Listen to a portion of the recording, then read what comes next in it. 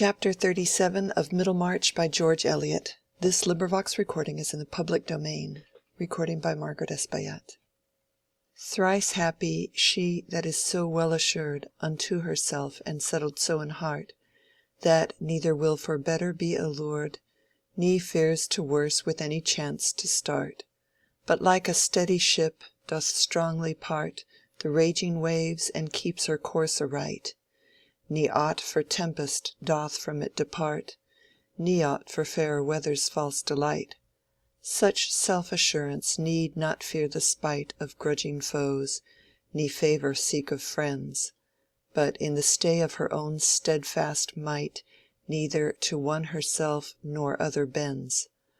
Most happy she that most assured doth rest, But he most happy who such one loves best.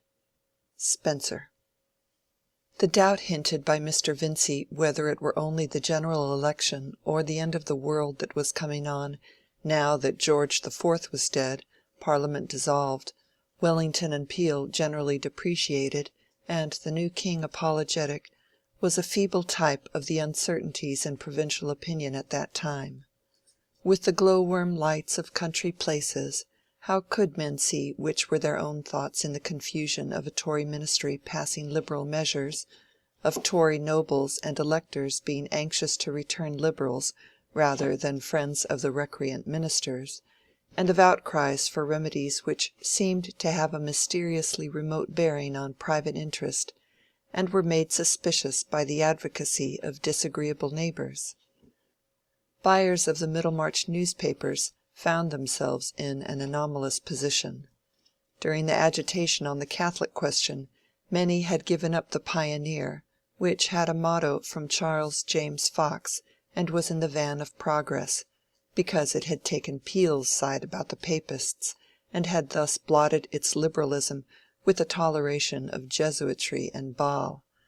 But they were ill satisfied with the Trumpet, which, since its blasts against Rome, and in the general flaccidity of the public mind, nobody knowing who would support whom, had become feeble in its blowing.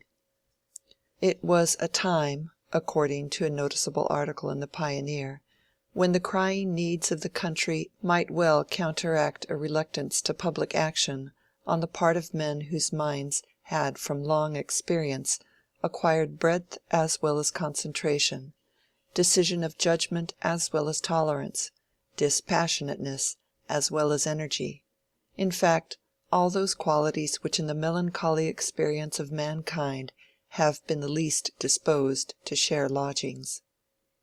Mr. Hackbutt, whose fluent speech was at that time floating more widely than usual, and leaving much uncertainty as to its ultimate channel, was heard to say in Mr. Hawley's office that the article in question emanated from Brooke of Tipton, and that Brooke had secretly bought the Pioneer some months ago.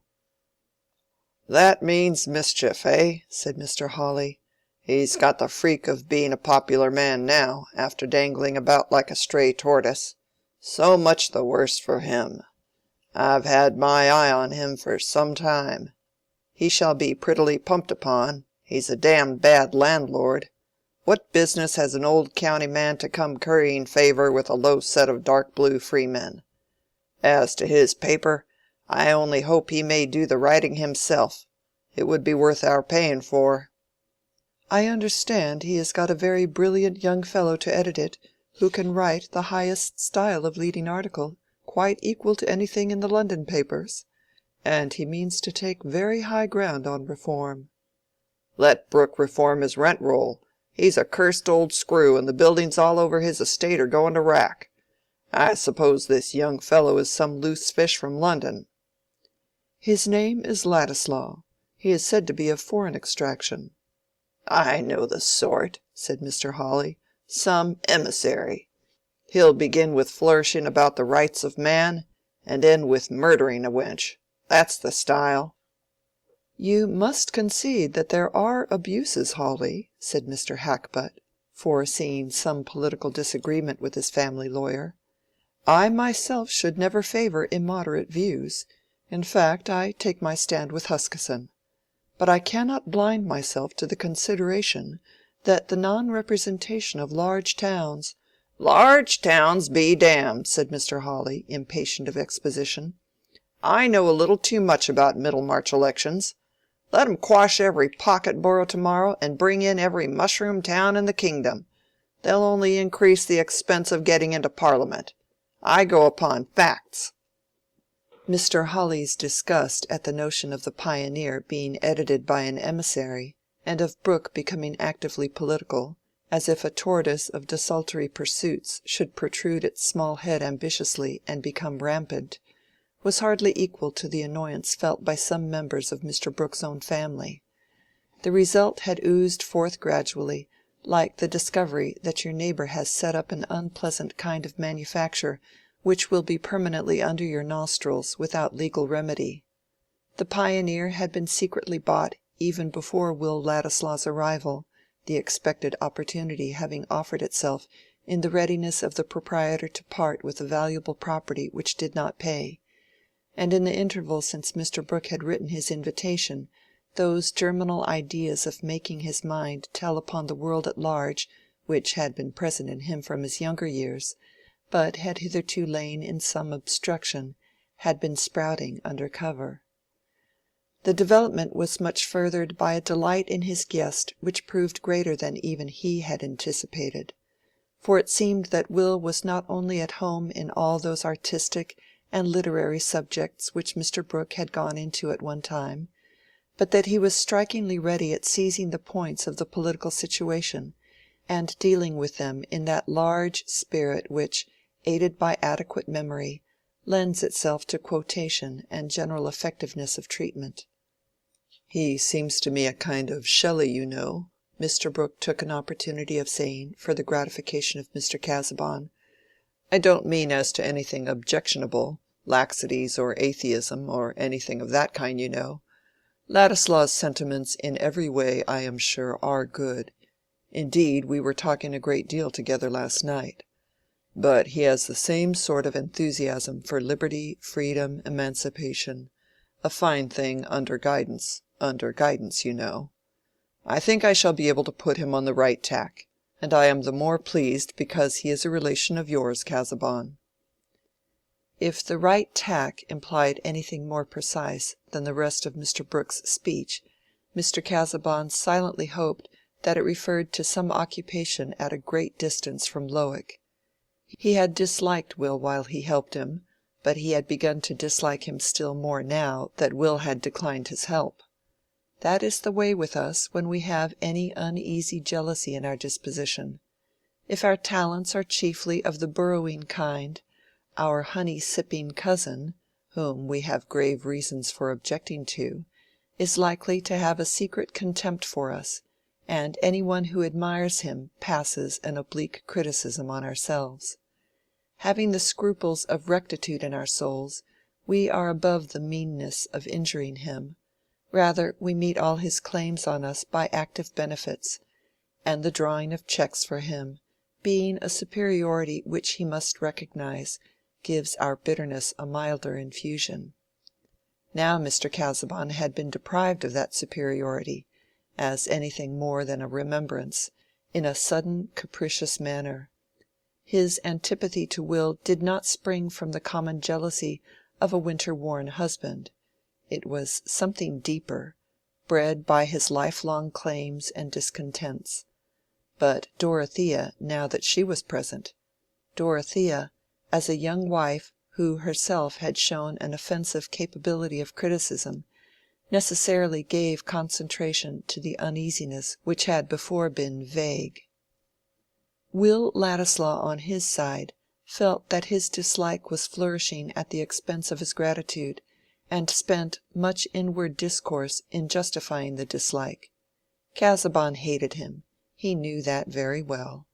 On his first entrance he could discern a bitterness in the mouth and a venom in the glance which would almost justify declaring war in spite of past benefits. He was much obliged to Casaubon in the past, but really the act of marrying this wife was a set-off against the obligation. It was a question whether gratitude which refers to what is done for one's self ought not to give way to indignation at what is done against another. And Casaubon had done a wrong to Dorothea in marrying her. A man was bound to know himself better than that, and if he chose to grow gray crunching bones in a cavern, he had no business to be luring a girl into his companionship. "It is the most horrible of virgin sacrifices," said Will, and he painted to himself what were Dorothea's inward sorrows as if he had been writing a choric wail. But he would never lose sight of her. He would watch over her. If he gave up everything else in life, he would watch over her, and she should know that she had one slave in the world. Will had, to use Sir Thomas Browne's phrase, a passionate prodigality of statement both to himself and others. The simple truth was that nothing then invited him so strongly as the presence of Dorothea. Invitations of the formal kind had been wanting, however, for Will had never been asked to go to Lowick. Mr. Brooke, indeed, confident of doing everything agreeable which Casaubon, poor fellow, was too much absorbed to think of, had arranged to bring Ladislaw to Lowick several times, not neglecting meanwhile to introduce him elsewhere on every opportunity as a young relative of Casaubon's. And though Will had not seen Dorothea alone, their interviews had been enough to restore her former sense of young companionship with one who was cleverer than herself, yet seemed ready to be swayed by her. Poor Dorothea before her marriage had never found much room in other minds for what she cared most to say, and she had not, as we know, enjoyed her husband's superior instruction so much as she had expected. If she spoke with any keenness of interest to Mr. Casaubon, he heard her with an air of patience, as if she had given a quotation from the Delectus familiar to him from his tender years, and sometimes mentioned curtly what ancient sects or personages had held similar ideas, as if there were too much of that sort in stock already. At other times he would inform her that she was mistaken, and reassert what her remark had questioned. But Will Ladislaw always seemed to see more in what she said than she herself saw. Dorothea had little vanity, but she had the ardent woman's need to rule beneficently by making the joy of another soul. Hence the mere chance of seeing Will occasionally was like a lunette opened in the wall of her prison, giving her a glimpse of the sunny air, and this pleasure began to nullify her original alarm at what her husband might think about the introduction of Will as her uncle's guest. On this subject Mr. Casaubon had remained dumb. But Will wanted to talk with Dorothea alone, and was impatient of slow circumstance. However slight the terrestrial intercourse between Dante and Beatrice, or Petrarch and Laura, time changes the proportion of things, and in later days it is preferable to have fewer sonnets and more conversation. Necessity excused stratagem, but stratagem was limited by the dread of offending Dorothea. He found out at last that he wanted to take a particular sketch at Lowick, and one morning when Mr. Brooke had to drive along the Lowick road on his way to the county town, Will asked to be set down with his sketch-book and camp-stool at Lowick, and without announcing himself at the Manor, settled himself to sketch in a position where he must see Dorothea if she came out to walk, and he knew that she usually walked an hour in the morning. But the stratagem was defeated by the weather. Clouds gathered with treacherous quickness, the rain came down, and Will was obliged to take shelter in the house. He intended, on the strength of relationship, to go into the drawing-room and wait there without being announced, and seeing his old acquaintance the butler in the hall, he said, "Don't mention that I am here, Pratt. I will wait till luncheon. I know Mr. Casaubon does not like to be disturbed when he is in the library." "Master is out, sir. There's only Mrs. Casaubon in the library. I'd better tell her you're here, sir," said Pratt, a red-cheeked man given to lively converse with Tantripp, and often agreeing with her that it must be dull for Madame. "Oh, very well. This confounded rain has hindered me from sketching," said Will, feeling so happy that he affected indifference with delightful ease. In another minute he was in the library, and Dorothea was meeting him with her sweet unconstrained smile. "Mr. Casaubon has gone to the Archdeacon's," she said at once. "I don't know whether he will be home again long before dinner. He was uncertain how long he should be. Did you want to say anything particular to him?" "No, I came to sketch, but the rain drove me in. Else I would not have disturbed you yet. I supposed that Mr. Casaubon was here, and I know he dislikes interruption at this hour." "I am indebted to the rain, then. I am so glad to see you." Dorothea uttered these common words with the simple sincerity of an unhappy child visited at school. "I really came for the chance of seeing you alone," said Will, mysteriously forced to be just as simple as she was.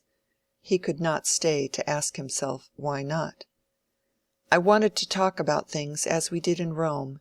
It always makes a difference when other people are present." "Yes," said Dorothea, in her clear full tone of assent. "Sit down." She seated herself on a dark ottoman with the brown books behind her, looking in her plain dress of some thin woolen white material, without a single ornament on her besides her wedding ring, as if she were under a vow to be different from all other women. And Will sat down opposite her at 2 yards' distance, the light falling on his bright curls and delicate but rather petulant profile, with its defiant curves of lip and chin. Each looked at each other as if they had been two flowers which had opened then and there. Dorothea for the moment forgot her husband's mysterious irritation against Will. It seemed fresh water at her thirsty lips to speak without fear to the one person whom she had found receptive, for in looking backward through sadness she exaggerated a past solace.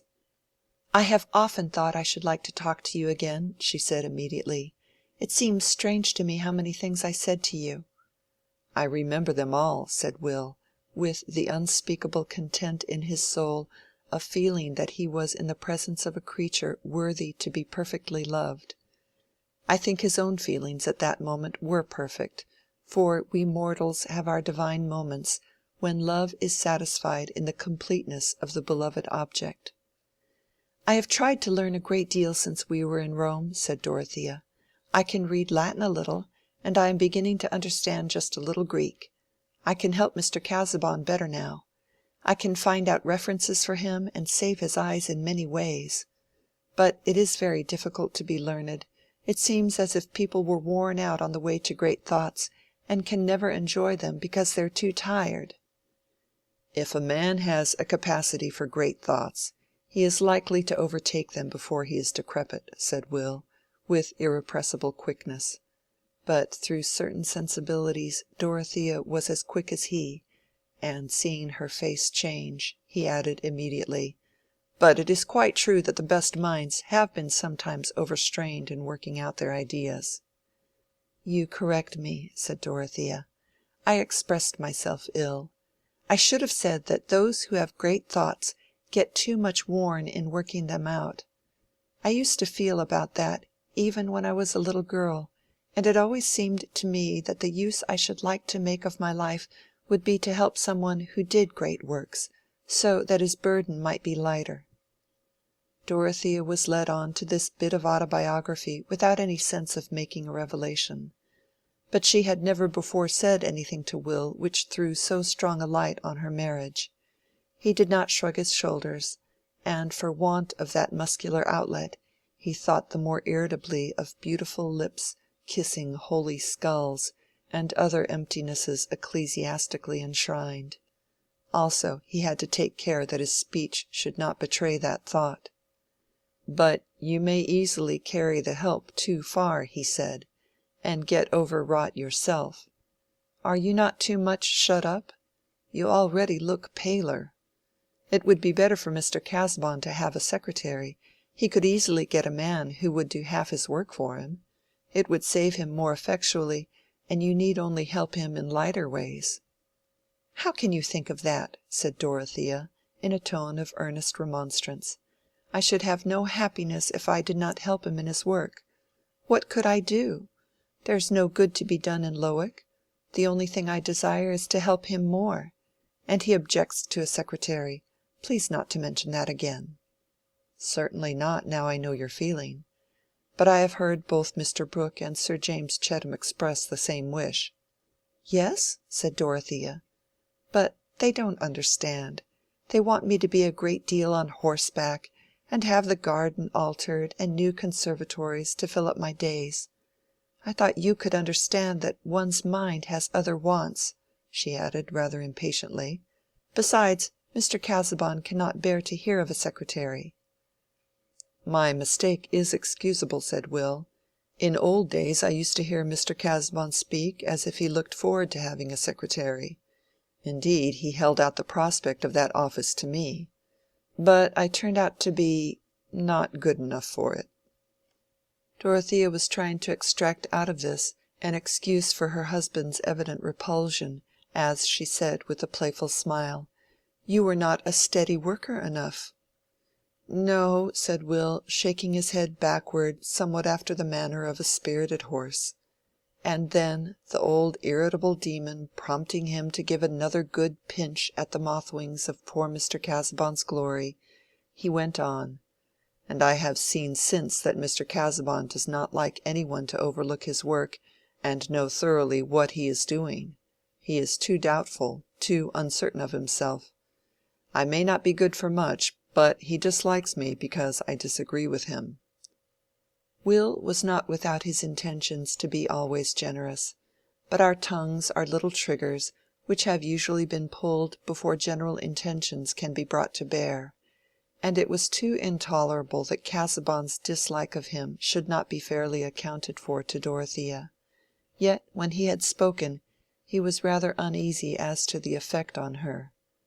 But Dorothea was strangely quiet, not immediately indignant, as she had been on a like occasion in Rome. And the cause lay deep. She was no longer struggling against the perception of facts, but adjusting herself to their clearest perception. And now when she looked steadily at her husband's failure, still more at his possible consciousness of failure, she seemed to be looking along the one track where duty became tenderness. Will's want of reticence might have been met with more severity, if he had not already been recommended to her mercy by her husband's dislike, which must seem hard to her till she saw better reason for it. She did not answer at once, but after looking down ruminatingly, she said, with some earnestness, "Mr. Casaubon must have overcome his dislike of you so far as his actions were concerned, and that is admirable." "Yes, he has shown a sense of justice in family matters. It was an abominable thing that my grandmother should have been disinherited because she made what they called a mésalliance, though there was nothing to be said against her husband, except that he was a Polish refugee who gave lessons for his bread." "I wish I knew all about her," said Dorothea. "I wonder how she bore the change from wealth to poverty. I wonder whether she was happy with her husband. Do you know much about them?" "No, only that my grandfather was a patriot, a bright fellow, could speak many languages, musical, got his bread by teaching all sorts of things. They both died rather early, and I never knew much of my father beyond what my mother told me, but he inherited the musical talents. I remember his slow walk and his long thin hands. And one day remains with me when he was lying ill and I was very hungry, and had only a little bit of bread." "Oh, what a different life from mine!" said Dorothea, with keen interest, clasping her hands on her lap. "I have always had too much of everything. But tell me how it was. Mr. Casaubon could not have known about you then." "No, but my father had made himself known to Mr. Casaubon, and that was my last hungry day. My father died soon after, and my mother and I were well taken care of. Mr. Casaubon always expressly recognized it as his duty to take care of us because of the harsh injustice which had been shown to his mother's sister. But now I am telling you what is not new to you." In his inmost soul Will was conscious of wishing to tell Dorothea what was rather new even in his own construction of things, namely, that Mr. Casaubon had never done more than pay a debt towards him. Will was much too good a fellow to be easy under the sense of being ungrateful, and when gratitude has become a matter of reasoning, there are many ways of escaping from its bonds." "No," answered Dorothea. "Mr. Casaubon has always avoided dwelling on his own honorable actions." She did not feel that her husband's conduct was depreciated, but this notion of what justice had required in his relations with Will Ladislaw took strong hold on her mind. After a moment's pause she added, "He had never told me that he supported your mother. Is she still living?" "No, she died by an accident, a fall, 4 years ago. It is curious that my mother too ran away from her family, but not for the sake of her husband. She never would tell me anything about her family, except that she forsook them to get her own living—went on the stage, in fact. She was a dark-eyed creature with crisp ringlets, and never seemed to be getting old. You see I come of rebellious blood on both sides," Will ended, smiling brightly at Dorothea, while she was still looking with serious intentness before her, like a child seeing a drama for the first time. But her face too broke into a smile as she said, "That is your apology, I suppose, for having yourself been rather rebellious—I mean to Mr. Casaubon's wishes. You must remember that you have not done what he thought best for you. And if he dislikes you were speaking of dislike a little while ago, but I should rather say, if he has shown any painful feelings towards you, you must consider how sensitive he has become from the wearing effect of study. Perhaps," she continued, getting into a pleading tone, "my uncle has not told you how serious Mr. Casaubon's illness was. It would be very petty of us who are well and can bear things, to think much of small offences from those who carry a weight of trial."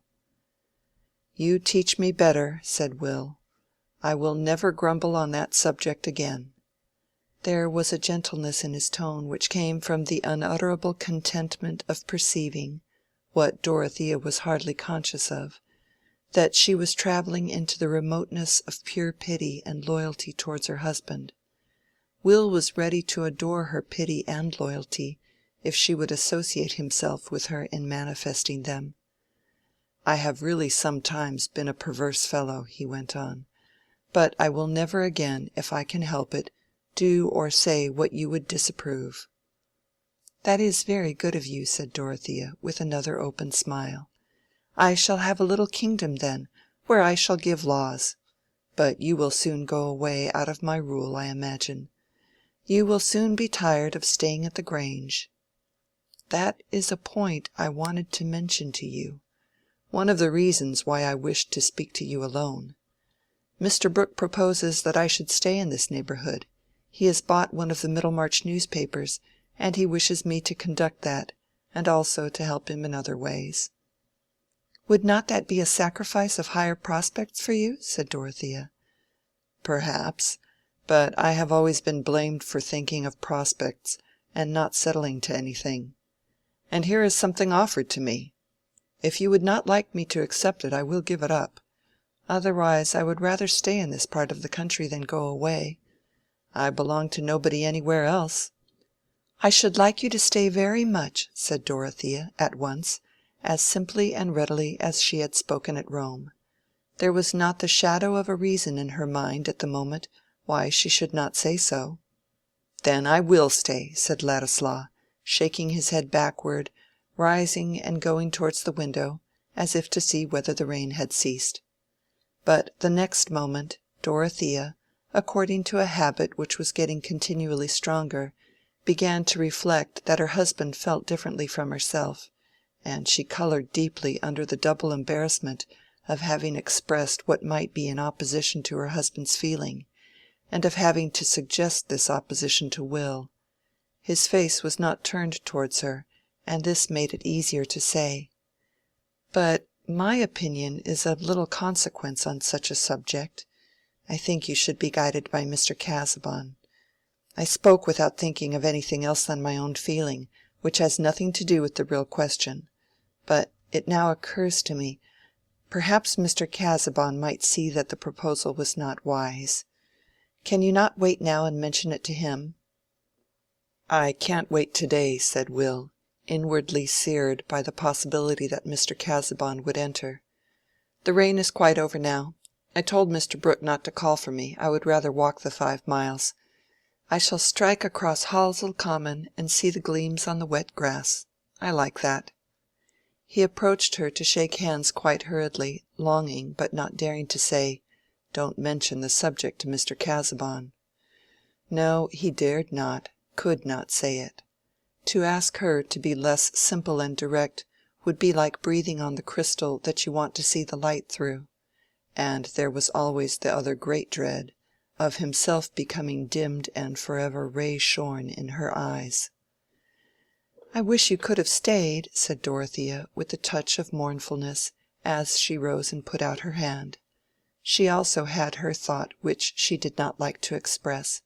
Will certainly ought to lose no time in consulting Mr. Casaubon's wishes, but for her to urge this might seem an undue dictation. So they only said good-by, and Will quitted the house, striking across the fields so as not to run any risk of encountering Mr. Casaubon's carriage, which, however, did not appear at the gate until 4 o'clock. That was an unpropitious hour for coming home. It was too early to gain the moral support under ennui of dressing his person for dinner, and too late to undress his mind of the day's frivolous ceremony and affairs, so as to be prepared for a good plunge into the serious business of study. On such occasions he usually threw into an easy-chair in the library and allowed Dorothea to read the London papers to him, closing his eyes the while. To-day, however, he declined that relief, observing that he had already had too many public details urged upon him; but he spoke more cheerfully than usual when Dorothea asked about his fatigue, and added with that air of formal effort which never forsook him even when he spoke without his waistcoat and cravat, "I have had the gratification of meeting my former acquaintance, Dr. Spanning, to-day, and of being praised by one who is himself a worthy recipient of praise. He spoke very handsomely of my late tractate on the Egyptian mysteries, using, in fact, terms which it would not become me to repeat." In uttering the last clause, Mr. Casaubon leaned over the elbow of his chair, and swayed his head up and down, apparently as a muscular outlet instead of that recapitulation which would not have been becoming. "I am very glad you have had that pleasure," said Dorothea, delighted to see her husband less weary than usual at this hour. "Before you came I had been regretting that you happened to be out to-day." "Why so, my dear?" said Mr. Casaubon, throwing himself backward again. "Because Mr. Ladislaw has been here, and he has mentioned a proposal of my uncle's which I should like to know your opinion of." Her husband, she felt, was really concerned in this question.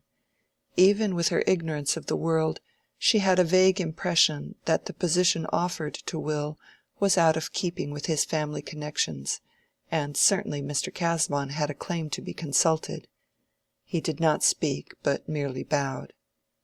"Dear uncle, you know, has many projects. It appears that he has bought one of the Middlemarch newspapers, and he has asked Mr. Ladislaw to stay in this neighborhood and conduct the paper for him, besides helping him in other ways."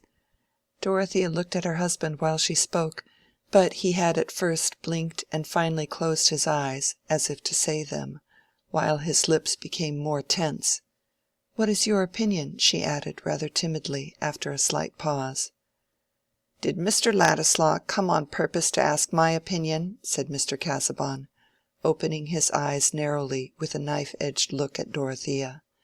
She was really uncomfortable on the point he inquired about, but she only became a little more serious, and her eyes did not swerve. "No," she answered immediately. "He did not say that he came to ask your opinion, but when he mentioned the proposal he of course expected me to tell you of it." Mr. Casaubon was silent. "I feared that you might feel some objection, but certainly a young man with so much talent might be very useful to my uncle—might help him to do good in a better way. And Mr. Ladislaw wishes to have some fixed occupation. He has been blamed, he says, for not seeking something of that kind, and he would like to stay in this neighborhood because no one cares for him elsewhere." Dorothea felt that this was a consideration to soften her husband. However, he did not speak, and she presently recurred to Dr. Spanning and the Archdeacon's breakfast.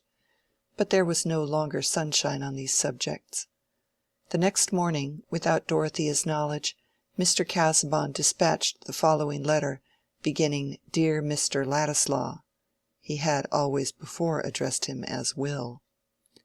"Mrs. Casaubon informs me that a proposal has been made to you, and, according to an inference by no means stretched, has on your part been in some degree entertained, which involves your residence in this neighborhood in a capacity which I am justified in saying touches my own position in such a way as renders it not only natural and warrantable in me when that effect is viewed under the influence of legitimate feeling, but incumbent on me when the same effect is considered in the light of my responsibilities, to state at once that your acceptance of the proposal above indicated would be highly offensive to me. That I have some claim to the exercise of a veto here would not, I believe, be denied by any reasonable person cognizant of the relations between us, relations which, though thrown into the past by your recent procedure, are not thereby annulled in their character of determining antecedents. I will not here make reflections on any person's judgment. It is enough for me to point out to yourself that there are certain social fitnesses and proprieties which should hinder a somewhat near relative of mine from becoming anywise conspicuous in this vicinity in a status not only much beneath my own, but associated at best with the sciolism of literary or political adventurers. At any rate, the contrary issue must exclude you from further reception at my house. Yours faithfully, Edward Casaubon. Meanwhile, Dorothea's mind was innocently at work towards the further embitterment of her husband, dwelling with the sympathy that grew to agitation on what Will had told her about his parents and grandparents. Any private hours in her day were usually spent in her blue-green boudoir, and she had come to be very fond of its pallid quaintness. Nothing had been outwardly altered there, but while the summer had gradually advanced over the western fields beyond the avenue of elms, the bare room had gathered within it those memories of an inward life which fill the air as with a cloud of good or bad angels, the invisible yet active forms of our spiritual triumphs or our spiritual falls. She had been so used to struggle for and to find resolve in looking along the avenue towards the arch of western light that the vision itself had gained a communicating power. Even the pale stag seemed to have reminding glances and to mean mutely, "Yes, we know." And the group of delicately touched miniatures had made an audience as of beings no longer disturbed about their own earthly lot, but still humanly interested, especially the mysterious Aunt Julia, about whom Dorothea had never found it easy to question her husband. And now, since her conversation with Will, many fresh images had gathered round that Aunt Julia who was Will's grandmother, the presence of that delicate miniature, so like a living face that she knew, helping to concentrate her feelings. What a wrong, to cut off the girl from the family protection and inheritance only because she had chosen a man who was poor. Dorothea, early troubling her elders with questions about the facts around her, had wrought herself into some independent clearness as to the historical, political reasons why eldest sons had superior rights, and why land should be entailed. Those reasons, impressing her with a certain awe, might be weightier than she knew, but here was a question of ties which left them uninfringed. Here was a daughter whose child, even according to the ordinary aping of aristocratic institutions by people who are no more aristocratic than retired grocers, and who have no more land to keep together than a lawn and a paddock, would have a prior claim.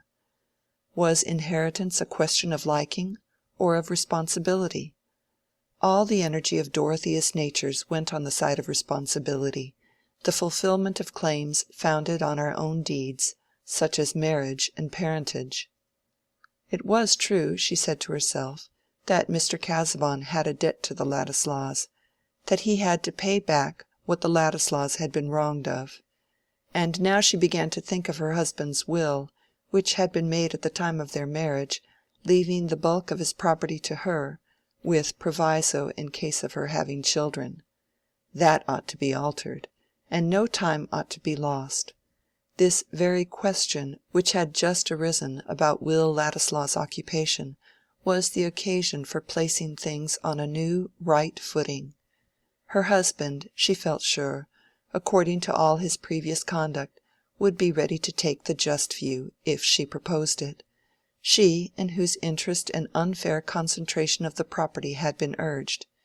His sense of right had surmounted and would continue to surmount anything that might be called antipathy.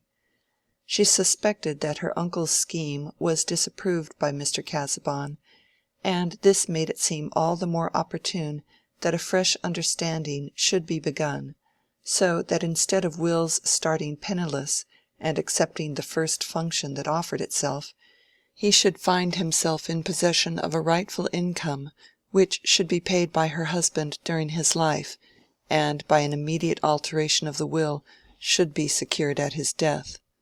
The vision of all this as what ought to be done seemed to Dorothea like a sudden letting in of daylight, waking her from her previous stupidity and incurious, self-absorbed ignorance about her husband's relation to others. Will Ladislaw had refused Mr. Casaubon's future aid on a ground that no longer appeared right to her, and Mr. Casaubon had never himself seen fully what was the claim upon him. But he will, said Dorothea. The great strength of his character lies here. And what are we doing with our money? We make no use of half of our income. My own money buys me nothing but an uneasy conscience. There was a peculiar fascination for Dorothea in this division of property intended for herself, and always regarded by her as excessive. She was blind, you see, to many things obvious to others, likely to tread in the wrong places, as Celia had warned her. Yet her blindness to whatever did not lie in her own pure purpose carried her safely by the side of precipices where vision would have been perilous with fear. The thoughts which had gathered vividness in the solitude of her boudoir occupied her incessantly through the day on which Mr. Casaubon had sent his letter to Will. Everything seemed hindrance to her till she could find an opportunity of opening her heart to her husband. To his preoccupied mind all subjects were to be approached gently, and she had never since his illness lost from her consciousness the dread of agitating him. But when young ardor is set brooding over the conception of a prompt deed, the deed itself seems to start forth with independent life, mastering ideal obstacles. The day passed in a sombre fashion, not unusual, though Mr. Casaubon was perhaps unusually silent. But there were hours of the night which might be counted on as opportunities of conversation, for Dorothea, when aware of her husband's sleeplessness, had established a habit of rising, lighting a candle, and reading him to sleep again. And this night she was from the beginning sleepless, excited by resolves.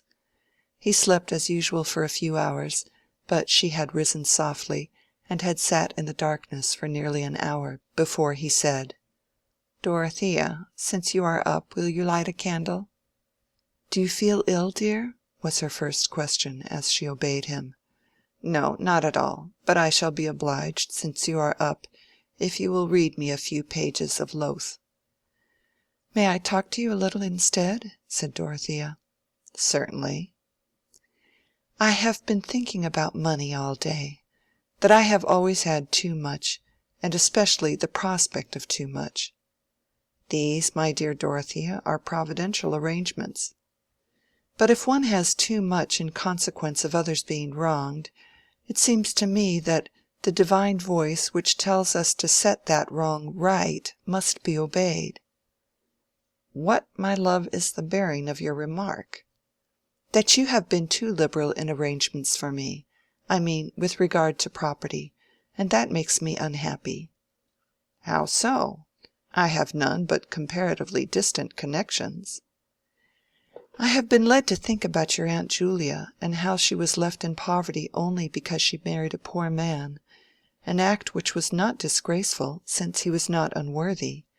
It was on that ground, I know, that you educated Mr. Ladislaw and provided for his mother." Dorothea waited a few moments for some answer that would help her onward. None came, and her next words seemed the more forcible to her, falling clear upon the dark silence. "But surely we should regard his claim as a much greater one, even to the half of that property which I know that you have destined for me. And I think he ought at once to be provided for on that understanding. It is not right that he should be in dependence of poverty while we are rich. And if there is any objection to the proposal he mentioned, the giving him his true place and his true share would set aside any motive for his accepting it." "Mr. Ladislaw has probably been speaking to you on this subject?" said Mr. Casaubon, with a certain biting quickness not habitual to him. "Indeed, no," said Dorothea, earnestly. "How can you imagine it, since he has so lately declined everything from you? I fear you think too hardly of him, dear. He only told me a little about his parents and grandparents, and almost all in answer to my questions. You are so good, so just, you have done everything you thought to be right, but it seems to me clear that more than that is right, and I must speak about it, since I am the person who would get what is called benefit by that more not being done." There was a perceptible pause before Mr. Casaubon replied, not quickly as before, but with a still more biting emphasis. "Dorothea, my love, this is not the first occasion, but it were well that it should be the last, on which you have assumed a judgment on subjects beyond your scope. Into the question how far conduct, especially in the matter of alliances, constitutes a forfeiture of family claims, I do not now enter. Suffice it that you are not here qualified to discriminate. What I now wish you to understand is that I accept no revision, still less dictation within that range of affairs which I have deliberated upon as distinctly and properly mine. It is not for you to interfere between me and Mr. Ladislaw, and still less to encourage communications from him to you which constitute a criticism on my procedure." Poor Dorothea, shrouded in the darkness, was in a tumult of conflicting emotions. Alarm at the possible effect on himself of her husband's strongly manifested anger would have checked any expression of her own resentment, even if she had been quite free from doubt and compunction under the consciousness that there might be some justice in his last insinuation. Hearing him breathe quickly after he had spoken, she sat listening, frightened, wretched, with a dumb inward cry for help to bear this nightmare of a life in which every energy was arrested by dread. But nothing else happened, except that they both remained a long while sleepless, without speaking again. The next day Mr. Casaubon received the following answer from Will Ladislaw. "Dear Mr. Casaubon, I have given all due consideration to your letter of yesterday, but I am unable to take precisely your view of our mutual position. With the fullest acknowledgment of your generous conduct to me in the past, I must still maintain that an obligation of this kind cannot fairly fetter me as you appear to expect that it should. Granted that a benefactor's wishes may constitute a claim, there must always be a reservation as to the quality of those wishes. They may possibly clash with more imperative considerations, or a benefactor's veto might impose such a negation on a man's life that the consequent blank might be more cruel than the benefaction was generous.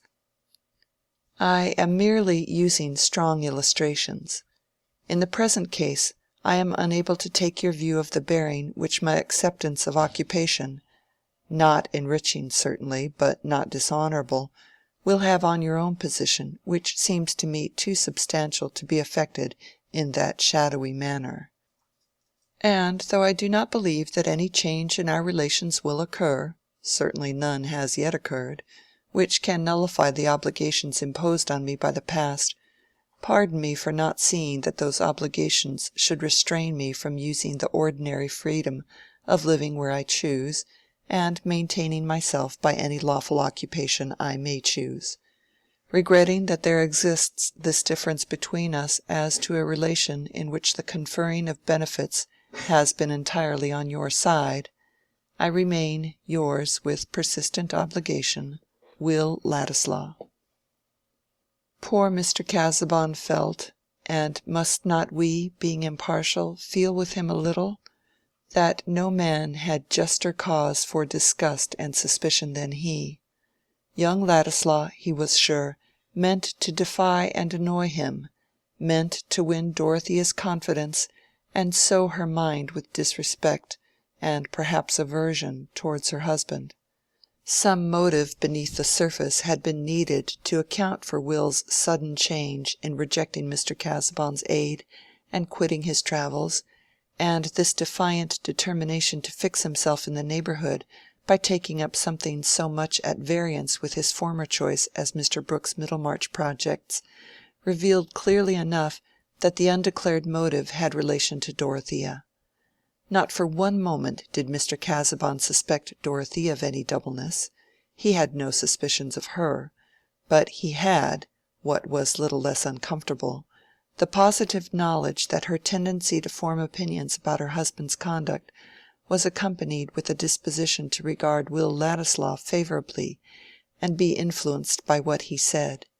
His own proud reticence had prevented him from ever being undeceived in the supposition that Dorothea had originally asked her uncle to invite Will to his house. And now, on receiving Will's letter, Mr. Casaubon had to consider his duty.